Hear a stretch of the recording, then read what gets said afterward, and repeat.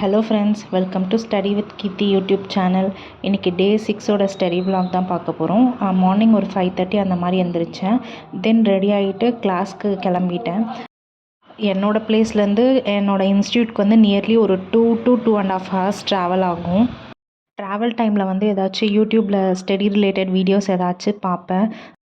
Suresh அகாடமியோட videos பார்ப்பேன். அப்படி இல்லைனா வந்து AIMTNோட மேக்ஸ் வீடியோஸ் வந்து ஆல்ரெடி என்னோடய கிளாஸில் நடத்தின டாபிக்ஸே மறுபடியும் வந்து இங்கே யூடியூப்பில் அவங்க வேறு ஏதாச்சும் மாடல் சொல்கிறாங்களா அப்படின்னு சொல்லிட்டு ஒன்ஸ் பார்த்துப்பேன். மேக்ஸிமம் வீடியோஸ் பார்த்துப்பேன். அப்படி இல்லைனா படித்த விஷயத்த வந்து வாய்ஸ் ரெக்கார்ட் பண்ணி வச்சுருப்பேன். அதை ஏதாச்சும் கேட்டுகிட்டே ட்ராவல் பண்ணுவேன்.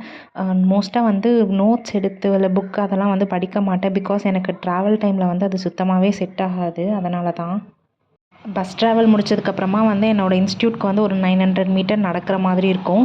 ஃப்ரைடே ஈவினிங் வந்து நமக்கு TNPSCலேருந்து குரூப் 2 and 4க்கு வந்து சிலபஸ் அப்டேட் பண்ணியிருந்தாங்க. இதுக்கு முன்னாடி நம்ம படித்த ஜென்ரல் தமிழை விட இப்போ கொடுத்துருக்க தமிழ் வந்து கொஞ்சம் ஓகேவாக தான் ஃபீல் ஆகுது. எனக்கு ஈஸியாக தான் இருக்கும்னு நினைக்கிறேன். பிகாஸ் நம்ம இலக்கணமில் மோஸ்ட்டாக கான்சன்ட்ரேட் பண்ணாலே நமக்கு 85 கொஷின்ஸ் கிட்ட அதிலே கவர் ஆகிடுது. அதனால் இப்போ நம்ம கம்ப்ளீட் தமிழ் புக்கை படிக்கிறத விட சிலபஸ் ஓரியன்டாக போயிடலாம். எங்கள் இன்ஸ்டியூட்லேயுமே இப்போ எனக்கு வந்து இலக்கணம் நடத்த ஸ்டார்ட் பண்ணிட்டாங்க. இன்றைக்கி ஒருமை பன்மை டாபிக் தான் கவர் பண்ணியிருந்தாங்க. ஸோ அதில் வந்து திணை, எண், இடம், பால் அதெல்லாம் நடத்திட்டு ஒரு 5 விதி நடத்தியிருக்காங்க. அந்த 5 விதி முடித்ததுக்கப்புறமா எக்ஸசைஸ் மாதிரி ஒரு 10 கொஷின்ஸ் கொடுத்துருந்தாங்க. இதை ஒர்க் அவுட் பண்ணுங்க அப்படின்னு சொல்லிட்டு. ஸோ இதுக்கப்புறம் வந்து நமக்கு தமிழில் வந்து மனப்பாடம் பண்ணுற அளவுக்கு கண்டென்ட் கம்மியாக தான் இருக்குது. நம்ம வந்து புரிஞ்சுக்கிறத பொறுத்து தான் இருக்குது. ஸோ நம்ம ஒன்ஸ் அண்டர்ஸ்டாண்ட் பண்ணிட்டோனாலுமே எந்த மாதிரி கொஷின் கேட்டாலும் டஃப்பாக கேட்டாலுமே நமக்கு அங்கே ஒரு அண்டர்ஸ்டாண்டிங் இருந்துச்சுன்னா நம்ம ஈஸியாகவே ஆன்சர் பண்ணிடலாம். ஸோ என்னை பொறுத்த வரையும் தமிழ் வந்து இந்த முறை ஈஸியாக தான் இருக்கும்னு நினைக்கிறேன்.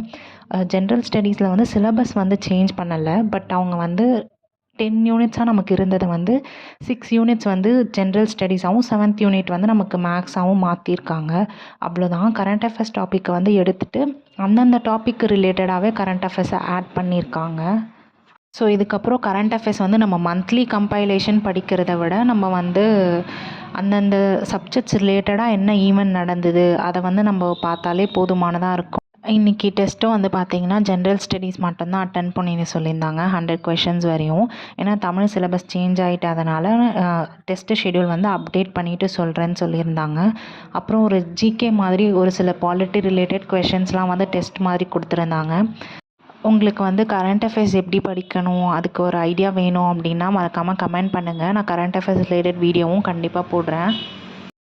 GS பொறுத்தவரையும் நீங்கள் ஆல்ரெடி படிச்சிருந்த அதே சோர்ஸே யூஸ் பண்ணிக்கலாம். பட் கரண்ட் அஃபேர்ஸ்க்கு மட்டும் அந்தந்த டாபிக் ரிலேட்டட் செப்பரேட்டாக நோட்ஸ் எழுதி வச்சுக்கோங்க. ஆளுநர் டாபிக் கவர் பண்ணாங்க. என்ன விதி, என்ன தகுதி இருக்கு அவருக்கு அதெல்லாம் சொல்லிவிட்டு அதுக்கப்புறமா தென் பேக் டு ஹோம். திருப்பி வீட்டுக்கு வரத்துக்கு பஸ் ஏறியாச்சு. So every weekend Saturday Sunday வந்து இப்படி தான் இருக்கும். நான் வீட்டுக்கு வரவே ஆல்மோஸ்ட் ஒரு 8:30 45 ஆகிடும். அதனால தான் நேற்று வீடியோவில் வந்து வாய்ஸ் ஓவர் கொடுக்க முடியலை. ஸோ அவ்வளோதான். என்னோடய ஊருக்கு வந்தாச்சு. உங்களுக்கு இந்த ஸ்டடி விலாக் பிடிச்சிருந்தால் லைக் பண்ணுங்கள். மறக்காமல் உங்கள் ஃப்ரெண்ட்ஸ்க்கும் ஷேர் பண்ணுங்கள். TNPSC ரிலேட்டட் எந்த டவுட்ஸ் இருந்தாலும் மறக்காமல் கமெண்ட் பண்ணுங்கள். நான் ரிப்ளை பண்ணுறேன். நிறைய பேர் வந்து சேனலை சப்ஸ்கிரைப் பண்ணாமலே பார்த்துட்ருக்கீங்க. ஸோ சேனலை சப்ஸ்கிரைப் பண்ணிக்கோங்க. அப்போ தான் எனக்கும் மோட்டிவேஷனாக இருக்கும். தேங்க்யூ ஃபார் வாட்சிங்.